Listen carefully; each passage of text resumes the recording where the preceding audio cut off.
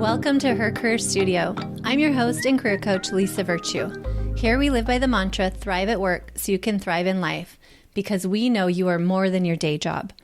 Each episode includes actionable tips and often mentor stories to not only boost your professional success, but also enhance your personal well-being. Join me as we explore ways to ensure your career uplifts your life. As you strive to achieve work-life harmony, head to hercareerstudio.com for free resources and coaching services to help support you during career transitions and challenges, such as when you are looking to find and land that next ideal job or promotion, or are leading a new team. We're here to support you. Don't forget to hit that subscribe button. And please hit the thumbs up or leave a 5-star review if you are finding the content useful. This helps us keep going in our mission to help women in their careers. Thank you so much for your support. Welcome to another inspiring episode of the Her Career Studio podcast. In today's show, I'm thrilled to introduce Kelly Hurd, a former teacher from New Hampshire who has transformed her life through resilience and a journey into wellness. Kelly opens up about her personal struggles from dealing with a challenging childhood and financial stress as a dedicated educator to overcoming burnout and weight gain fueled by a lack of work-life balance. Kelly Hurd is a life coach, health coach, educator, yoga meditation teacher, and Reiki practitioner. Her first career was teaching elementary school for over 20 years, and she now teaches and coaches adults on science-informed tools and strategies for happiness and stress. She specializes in helping people who are feeling overwhelmed, anxious, and stuck in survival mode transform to feeling energetic, healthier, and living a life full of joy. Our conversation delves into how Kelly took control of her life by making small, impactful changes, leading to a snowball of positive transformations, eventually propelling her to a career as a full-time coach. We'll explore the adventurous leap she took selling her possessions to live on the road and how at 48 she's embracing her passion for wellness coaching and living life to the fullest in places like Thailand while maintaining close ties with her college-age daughter back in the U.S. Kelly shares actionable tips with us on how to start your day right, emphasizing the importance of a good night's sleep, morning routines, and the power of positive affirmations. Whether you're a teacher looking to make a transformation in your career or anyone who would like to feel better throughout your day, I hope you enjoy this heartfelt conversation. Kelly, welcome, and thank you so much for coming to chat with me on Her Career Studio. I'm really excited because I've been talking in the last few years to a lot of transitioning teachers or teachers who want to transition out of classroom and trying to figure out how to do that. What kind of transferable skills do they have, et cetera? I know that's part of your journey and story. So I'm excited for you to share that with the listeners and also dig into how can we have good days at work, especially when we're struggling or we're not getting a very big paycheck like our wonderful teachers often do not earn their worth, really, quite frankly. So why don't you tell us a little bit first just about your story and when it comes to career and how you've transitioned? Sure. And thank you for having me. I'm so excited to be here. So I'm Kelly Hurd. I'm a life and health coach, and I'm really on a mission to help others with stress and happiness. And so to do my story justice, I need to take you back to my childhood, but I promise I won't be there long. But I grew up in a small town and with a loving family, but also a family with huge dysfunction and alcohol abuse and no coping strategies that were healthy. So growing up was hard. It was abuse. It was tricky, but also there was love too. And so what that meant is, for me growing up, I became a people pleaser. First, it starts sometimes by trying to please your parents and make your life easier. Money was really tight. So when I was in high school, I babysat. And so I was the first one in my family to go to college. And I didn't know what I wanted to do, but I knew I was good with kids from babysitting, right? So that set me up for teaching. And I'm so glad I did that because truly it helped me stop these cycles of abuse. So when I had my daughter, I had skills to work with kids and I loved kids. And so that was amazing. And in all, I taught for 22 years. But what happened is, I got married kind of young. I think I was 28. Those skills that I didn't learn when I was younger and not always feeling safe, not being able to talk about problems. I didn't want any confrontation, so I'd sweep things under the rug. So I found myself going through a divorce when my daughter was only one, dealing with a lot of problems, a lot of sadness, infidelity, some really tricky things. And I was a young teacher, and I had seen what kids who were going through divorce, their parents were going through divorce. I saw what it did to them. So, the good thing about it is I said to my then husband, as we were going through the process, we need to put our daughter first and we need to get along and co-parent well, right? Because, I go home with stories of this is happening. And so we did that. We co-parented well.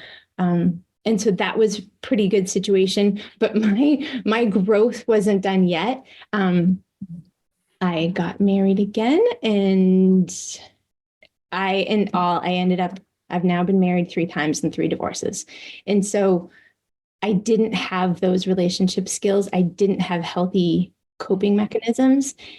And so coupled with that, the world of teaching, so well, it is the most amazing career in terms of rewarding and love, but I think the most stressful. So I was dealing with stress. I was trying to be everything to everyone. So I was a Girl Scout leader. I coached Girls on the Run. I volunteered. I didn't say no a lot, and I took on things and tried to just be everything I could, try to be the best. And so that voice in my head was I had to be better than my parents and do better. And it led to burnout, weight gain, huge problems with my health from stress. So I would, go to the doctor and they'd be like, you know what, you're fine. Your labs and everything are totally fine. You've got to get a handle on your stress. And so that was migraines. It was gut issues. It was chronic pain that I couldn't figure out. And so I went through some really tricky times, and then also I had miscarriages. It was just toxic work situation. It's just like I couldn't handle things. And because of that, it snowballed. And so the good part out of that is the pain got so bad, I had to figure out a way. And so I ended up, because in my world, my boss knew I was struggling, my coworkers, my family, but I didn't know where you went to get a handle on stress and how to be happier. I just didn't have those skills, and I didn't know. And so finally I ended up getting a health coach and a life coach. And really that made all the difference. So, it started with small things and they snowballed, and I got better. And it was such a profound difference for me and I really loved kids, but I started being more drawn to the world of wellness. So I really would look up phonics things when I was a younger teacher. How can I make this more gamification and exciting? And then I was like, okay, what about this new research on happiness? Or that's what started really calling to me. And I ended up teaching kindergarten through the pandemic. It wasn't my choice, but that's just where they put me. I ended up loving kindergarten. But I'll tell you, where I was teaching, we were in person. And when you're wearing a mask, and we had all the fear we did, and you're told that you're not allowed to have your kids play with each other, but we know that's what's developmentally important for them to be. It was so stressful and so hard. It was just, so again, that threw me for a loop. I was then going through my last divorce, and I had to figure out a way to be happier and again, figure out the stress. So I doubled down on that. I did more research. So I ended up getting now it was 5 years ago, but it was right before the pandemic. I became a health coach and a life coach, a yoga teacher and a meditation teacher on the side to deal with my own things. And because I was so fascinated by that. And so then it's like, okay, I made it so that, and I'm really I feel like it's one of my superpowers. I was able to wake up happy, mostly. We're all dealing with stuff through the pandemic, but I was really able to get to a place where I wasn't dreading my day. And even though my job was really difficult, I did such inner work and put in things around my life that it made it better. I loved my kids. I did the best I could, but I had balance. And so then I kept coaching on the side and dreaming of okay, I love kids, but what's going on in London right now? Or I kept dreaming of more, and could I coach full time was the question I kept asking myself. And so then finally, I did a lot of work, and I met with my financial advisor, and I did a million vision boards, and I took action, which made me happy. And then finally, at the end of last June, I took an early vested retirement. So I'm 48. I'm not old enough to retire, but I had 22 years in the system. And so I sold my condo, my car, everything I own. And my boyfriend did the same. And I now do my coaching full time. So it's health and life coaching on stress and happiness, my favorite things to work on. And so it's really, and now we travel. We live from Airbnb to Airbnb, which is, it's a whole new world. It's really exciting and great. Amazing. So you basically retired from your first career, like even technically, and you moved on. We have so many similarities. It's fascinating. Oh, cool. And one is that my daughter was entering kindergarten during the pandemic. So you were one of those sweetheart teachers who was trying to figure it out. And at that time, we were in Portland proper, Portland, Oregon. And so we didn't go back in person until April 2021. And that was only for like an hour or two a day. So it was all virtual through that fall and winter. And let me tell you, these poor children not having that social time. She ended up having a bestie next door. Thank goodness. At least we had something like that. But that is so very isolating. So I know every state was different and how it worked out. But these teachers had I think they had 70 years of combined teaching experience. Like there were 3 kindergarten teachers. The most tenured was 30 years. And so imagine, like, they never used computers, never used computers with the kids. Right. What you do in kindergarten. So their learning curve along with the kids. And then we were working from home. I mean, it was just a shit. I'm so sorry. Yeah. And I feel for you on that end of it as a teacher too. And then once they did go back in person, we actually were like, I feel like it'd be better if they're still online because they could see faces and expressions, even though physically, but everyone was distancing each other. So then it became this very strange world of, can I hug my friends? Can I talk to my friends? No, like, I know. What's my teacher saying? I can't hear them. Like, it was so fascinating. Right. Yeah. Trying to teach like the vowel sound. I'm so glad that, I know it's our new normal, but thank goodness that things are different now. Yes. And I think we learned a lot and hopefully we'll continue to learn. But nobody had the answers. It's for sure. Yeah. It's so true. And then a couple other things, like same here, there was love in my family, a lot of dysfunction, and also the coping mechanisms. And I think people like us tend to, especially if we're lifelong learners and we become educators. I worked with children, but in a different field. It was the recreation. So I was, building swim lesson programs and helping with fitness classes for families and things like that. So it was on the recreational side. But I also worked with children for the first part of my career. And then moved into executive roles and things like that within that space and athletics and athletic coaching. So interesting. We're both educators at heart and soul and found coaching. So I think that's fascinating and just makes sense why we connected. And so like I mentioned at the beginning, a lot of teachers transitioning. Now your story is a little bit different than someone that maybe just entered into the workforce or they're maybe mid-career, not getting closer to that tenure area. But have you been seeing that with your colleagues? Was there a lot of transition that you saw with teachers leaving teaching? For some, yes. And certainly much more talk about leaving and making plans. So I think that there is this growing, there's so many tricky things with our pay. We start with that. I had a master's degree and everybody that I knew that, sounds like a little resentful, but it would have less education, but would make twice as much that I did. Right. So teachers are not respected and we're not paid well. But then the stress of the pandemic and then what my school system, it's like we kind of doubled down on not exactly kill and drill, but this overall feeling was kids are missing out. So now we've got to catch them up. And now it's pressure on the kids and pressure on the teachers.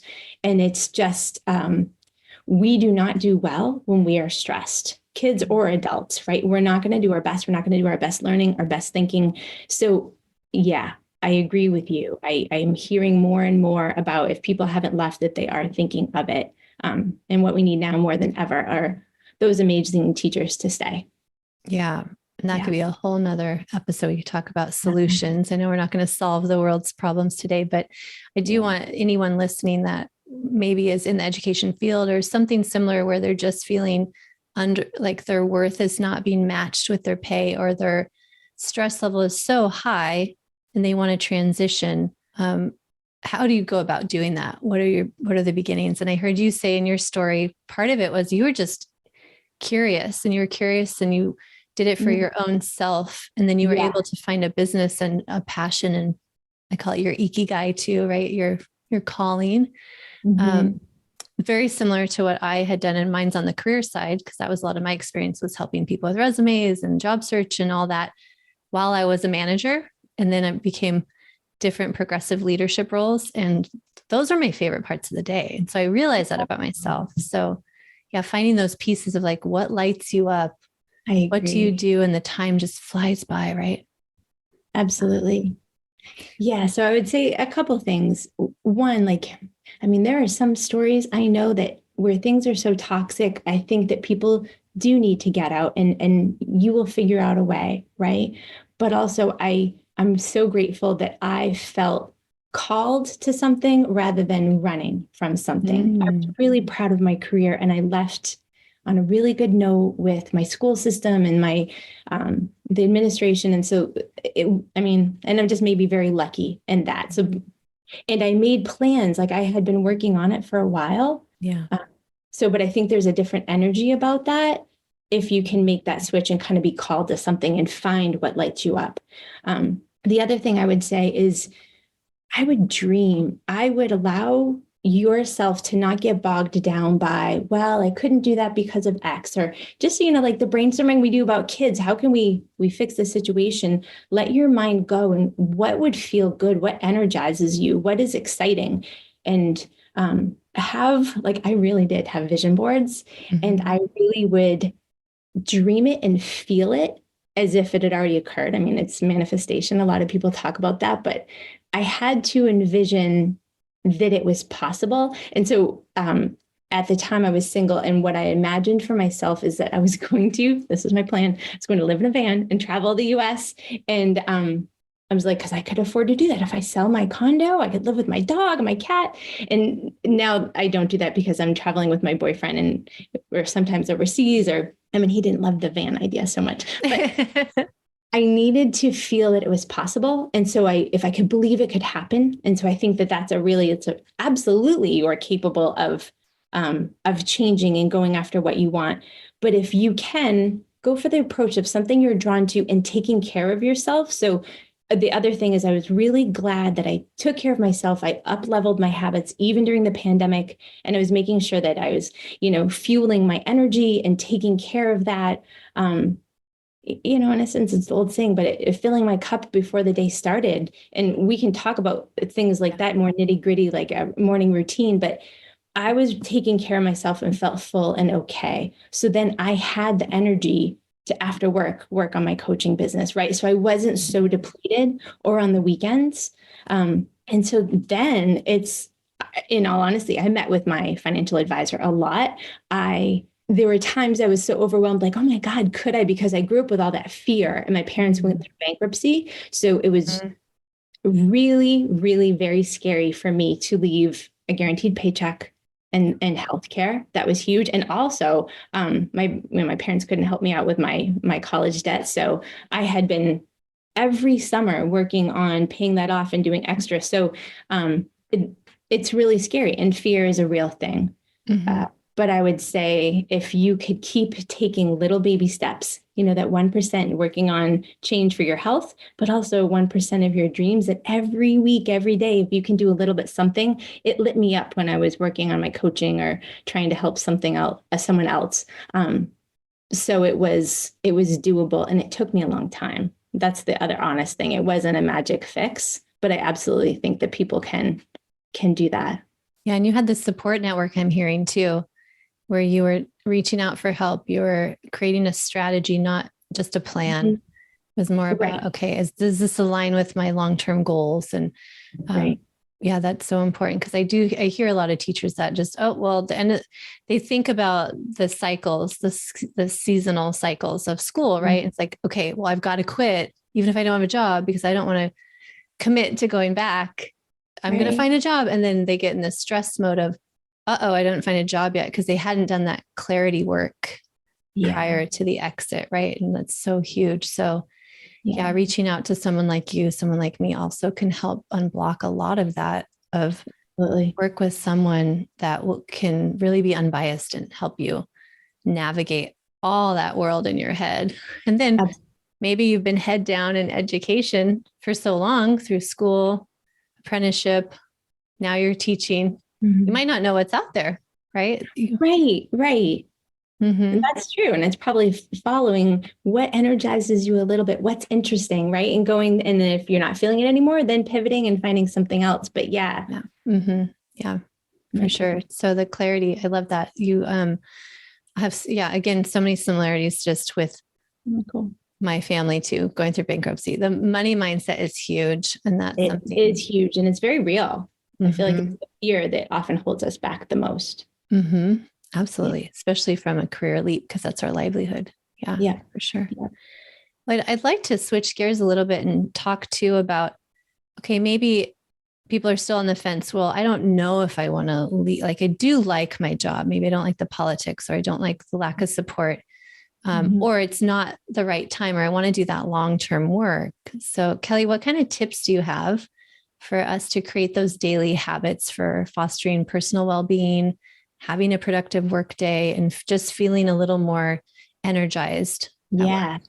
Okay, so let me take you back to before I figured this out. So I would wake up, I would hit snooze a million times, then I would look at, open my phone and look at Facebook and Instagram, and I would compare. I would be like, their life looks amazing, and I would kind of start off with negative thinking in a downward spiral, or even looking at email, like, I forgot to send that out. So that was, and then I'm grabbing coffee, I'm rushing out the door, I'm trying to get to work on time. I'm doing my best through my day, but I got to where I was feeling like if I just work harder and hustle more, it'll get better, right? So I wasn't taking breaks. Sometimes I was working through lunch, and it's like, and I wasn't doing anything about like going to the gym or, and I'd get home and it's like I would open the cabinet, surprised every day, like, what are we having today? Oh, there's nothing here. But had I done the food shopping or anything like prepping? No. Um, and so then I would, like take out something fast, something easy, take care of my daughter, get her to bed. And then out of kind of rebellion, I would stay up late, like binge watching TV and just because I was like, this is the only happiness I'm getting. And so, like, screw it, I'm going to keep watching. And so then it's late, right? And now I'm going to bed and then I'm waking up tired and it happens all over again. So it was kind of ironing out all of those little things that were not contributing to my happiness and were adding to my stress. So truly, I think a good day starts the night before. And I now have, I know it is a little bit dorky, but I have an alarm on my phone to get ready to go to bed. It's crickets, so it's not as, I hate the alarm sound. Alarming. Yeah, right. But having that time to like, because you can get busy doing stuff and forget about it. And pretty soon it's too, it's later than you wanted to. Mm-hmm. But then I'm like, okay, now I'm kind of like, oh, I love this time. This is time for me to wind down, to get away from the technology so that you're not watching the blue lights because that tells our brain like, oh, it's daytime, stay awake. Mm-hmm. And then it's like doing something calming. And, my favorite thing is reading, thinking about the morning. Like, do I lay out workout clothes or is there something I could do for my lunch or something to make my morning easier? Right. And trying to go to bed at a consistent time for your circadian rhythm. And then when your alarm goes off in the morning, don't keep hitting snooze because that keeps you groggier because you're starting to get back into the sleep cycle and that's when it wakes you up. So you're stuck. You haven't gotten all the way through a sleep cycle. So when the alarm goes off, you're up. And then even if you can spare 5 minutes, but I really believe that you want to conserve your energy for you. And once you look at your phone or your email, it hijacks everything and you're kind of at the mercy of the planet. Did something not so great happen in the news last night? Is there a nasty email from a parent? Is there somebody on Facebook that you're going to compare yourself with? It's zapping your energy. So even 5 minutes will make a difference. And so it's never the same for me, especially traveling, but it's a thing that I'm typically really consistent about, and it really helps me take care of me. So when I wake up, I'm thinking of 3 things that I'm grateful for, and I'm getting detailed. Like, it's not like, oh, my family and what I'm trying to be like, no, I saw a really beautiful sunset last night, or the weather's a little bit warmer and I love that. The air was crisp. My coffee was amazing. Something simple and little, because that makes us all day long look for good things so that we're noticing more of the good things. Maybe a couple minutes of breathing, some affirmations. I used to, and I really do think that how our parents talk to us becomes our inner voice. So my inner voice was pretty negative and criticizing. And for me, that came from a place of wanting to do better. But my voice was like, Kelly, that was stupid. How could you do that? Very critical. And so I'm very clear now about, I want to put better thoughts in my head. And so part of it for me is affirmations. And so it's thinking things like, life always works out for me. I love and approve of myself. I'm a magnet for magic and miracles, things that I want in my brain. And I want that to be where my brain goes during the day. I still think of, I have it here. It's just so important to me, but it's a vision board. I love it. On a folder so that I can take it traveling. I look at that, what's important to me, what do I want to bring in, what am I working towards, so that my brain is on those good things. Anything that's gonna make you feel better and more peaceful in the morning before you pick up your phone, before you look at anything else. So that was huge, kind of starting my day. Other habits, other things, I would say that inner voice that we talked about. I would say taking mini reset breaks. I felt a lot of, and especially, oh my God, with teaching, you have to prepare if there's a school shooting and have an exit plan, and where our brain has to go to be safe and do all the things and take care of kids. That's really rough and hard. And so I feel like our nervous system needs a reset often. Like if we have a child melting down or things aren't going well, we've got to kind of come back to ourselves. So it could be going in the bathroom and kind of your hand on your heart, like, I'm okay, I'm safe. Just a couple minutes of breathing. And there's so many out there, like box breathing or 4-7-8 breathing, something. Even like there are things where you can take your fingers and just rub them together and take 10 seconds, right? But you're connecting with your senses. And we can teach our students to do this too. And like almost trying to feel our fingerprints, but it's getting you out of your head and it's getting you into your senses. And that's grounding, feeling your feet on the floor. You feel safe and you feel, okay, it's like a reset. So then you can kind of approach things in a better way. And I don't believe in, sorry, go ahead. Oh, I was just going to say, I use those techniques all the time too. And with my clients, I geek out on the neuroscience of it. So talking about our amygdala can't live in the present moment. And how do we get fully present is bring yourself into your senses. Like you're saying, like ground yourself. Yeah. So the fingertip thing, you can even do it with your vision where you focus on something, but really focus on it. Like I'm looking at my green light now. Like, oh, how would I describe the color of green? All of a sudden your body just melts away. Like there's no stress because it can't function. The stress can't function. Yeah. And by the way, when you said school shooting, which is a huge, I think, very huge challenge for everyone, parents and teachers alike. I felt my nervous system go, oh, I was very aware of it. Right. So I can't imagine as teachers that, exactly what you said. You have to get into that mindset and it's a very important work, but you're right. Being able to balance that and get yourself back into that safe zone. That's so powerful. Yeah. Yeah. And taking breaks. Like when I didn't take a lunch before, if you have coworkers or go out to your car, so that you're kind of just calm and taking, and I know, we had less than 20 minutes to eat, but it's still 20 minutes that can help reset your nervous system. Right. And stop jumping on social media. Yes, I know. Don't do the rabbit hole. I'm at fault too. The mornings that I accidentally do that. Wow. What a difference. And then I'm like, oh, that's why I looked at my phone. Don't need to look at my phone for a good hour. No. and you know this, we all know this, they make it so it's addictive. Mhm. So I think we almost feel bored. Like say you did that, you take your lunch and Yes. you're like, I'm just going to sit in my car for 10 minutes. Yep. We've got to work through that, the uncomfiness of we're Yep. not used to that, but constantly scrolling and looking through other Right. things. If you watch your brain, you're comparing or, Mhm. you know, you're kind of getting caught up in that. I You're getting really, frazzled. Yeah. Yesterday, right? I couldn't find my phone before we have a dentist just down the street and I had an appointment and I thought, scrambling to find my phone. So silly. I'm thinking, I have to have my phone. I'm like, why? I'm going 5 minutes down there. Like my husband knows where I'm going. It's not a big deal. I don't need my phone. So I just said, I'm going without my phone. And when I got there, I had to wait a few minutes in the lounge lobby area. And I just looked outside and I watched the street traffic. And I was looking at the plants and I Awesome. thought, what a beautiful meditation I'm having right now. How Totally. fascinating, right? Because I don't have my phone. It's great. Yeah, that's amazing. And I love that you embrace that. And Yeah. At that point, I thought this would be good for me. But most of the time, it's like, oh, I wish I had my phone because then I could do this or I could send that email or like, you were saying earlier, you just no, we go try to into get so like much hyper done. flight. Yeah. I have to do all these things right now. But no, Right, you don't. right. You know, that's the other thing. Exactly what you just said. Our brain, we can't always believe what our brain says, but our brain is going to be like, you have to do this right now, or you're going to be a terrible teacher and parents are going to hate you if you Mm, don't get all done. Right. So that voice, that's the saboteur voice that's not yes. helping us. We don't have to believe it and we can question it. Oh, is that really true? Okay.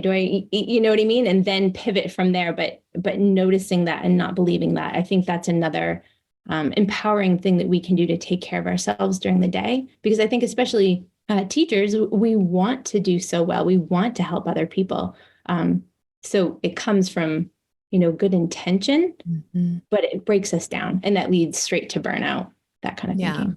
Yeah. Absolutely. And you think too, some people will change jobs a bunch or maybe they move schools a lot. What's the Mm-hmm. commonality with your frustration?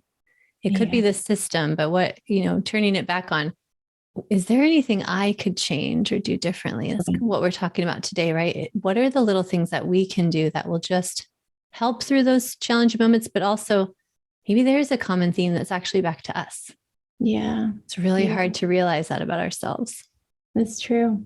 Yeah. Mm-hmm. The last thing I'd say, kind of, I'm thinking I'm taking you through the day, Mm-hmm. is I used to have so much resentment and anger, thinking I should be able to get home earlier. I shouldn't have to do anything on Sunday to prep for the week. I shouldn't have to do report cards that take me an entire weekend and the whole week, the nights leading up to that weekend. So one, it's acceptance, like, okay, this job, teaching kindergarten, requires, and even you wouldn't think report cards would take that long. Right. But oh my God, they do. They 100% do. So it's an acceptance, because I used to have a lot of anger about that, but that was Mm. bad feelings on me, right? Because I was kind of swimming in this resentment. So once I accepted it, and then I prepare better. And so the other thing, the really big switch that I did, is I started batch cooking on Sundays. And I did it when I could with my friend Jen. So I was with a friend, Oh, which fun. made it more fun. But like we would try to do, a lot of veggies. So I would have veggies like done, like put them in the oven at 400 with olive oil. They're just they get crispy and they're really Mm-hmm. good. You can throw them on salads or eat them like that, or something like a chili that we could do. But that made my life so much easier, because you're just so tired when you get home. And then maybe I felt like going for a walk or maybe to the gym for a little bit, but those things kind of saved me. And so it was trying to be more present, enjoy my Sundays more, but also accepting it's like when I took time to cook, then my life was better. So it wasn't about like teaching isn't fair. This job is so overwhelming, but it was, okay, how can I take care of me really? And so Yeah. that Took helped a lot. control. Yeah. Yeah, right. You control what Where you you can. could. Yeah. You took control Right. where you could. Yeah. Right. Yeah. Beautiful. Yeah. I hope those are It's helpful. huge. I think so. It's funny that you took us through the morning, during the day, and after work weekends. Mhm. Excuse me, and how to best set yourself up. Um, it's funny. It's good for me to think about the morning routine too. I don't use an alarm clock anymore because we have a dog that just turned 1. She's you my have- alarm clock. Yeah, nature's alarm clock. Yeah, but it's interesting because I just realized as we were talking, I'm using her as a snooze button because she wakes up too early. And so I'm trying to train her. No, you're not going to get out until I come down, which is about 30 minutes, right? Excuse me. But I don't want her, but then I start falling back to sleep. It's so funny that I didn't realize I was using her as my snooze now. I need to stop that. At least get myself up, and then I don't have to go to her right away, but I need to get back into my own routine. You. Yeah. Right. Yeah. Yeah. But you might find that you feel better rather than if you fall back and getting that. Yeah. Yeah. Take time to meditate.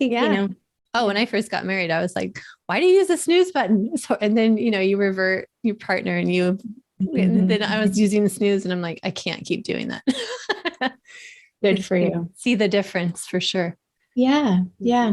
It's true. Yeah. Those are great tips, Kelly. And thank you so much for sharing your story and you're vulnerable welcome. with us. It's powerful to hear other people's stories and know we're not alone. Right. Definitely. Teachers are not alone. And the most amazing people on the planet. Yes. Yeah. So how can people get a hold of you? Yeah. So I have, I'm on Instagram. I have a website, LinkedIn, everything is uplevel for more, uplevelformore.com. And I do one-on-one coaching and group coaching, and I do presentations in schools. I have a Facebook group. So yeah, I would love to connect with people. And I would love if anyone wants one-on-one help, kind of having a reset to feeling better before they make a change. There are definitely things that you can do to feel better. And it lights me up helping people do that. Beautiful. It's incredible. Yeah. Love it. Thank you for that. Yeah. Any teachers that are listening, bring Kelly into your school. Share the knowledge. That'd be great. Yeah. Awesome. Well, thank you again. I really appreciate your time. You're welcome. Can't wait to see where you go next with your travels. We just got back from Thailand and Vietnam. We're in Boston for about another week because my daughter is local and I just want to make sure I'm keep connecting with her when she's in college. And then we're going out west. We're going to do some hiking at the Grand Canyon, California coast, and then we're going to Mexico. Oh, fun. Amazing. Yeah. All right. Can't wait to see the pictures. Thank you. Okay. Bye, Kelly. Bye.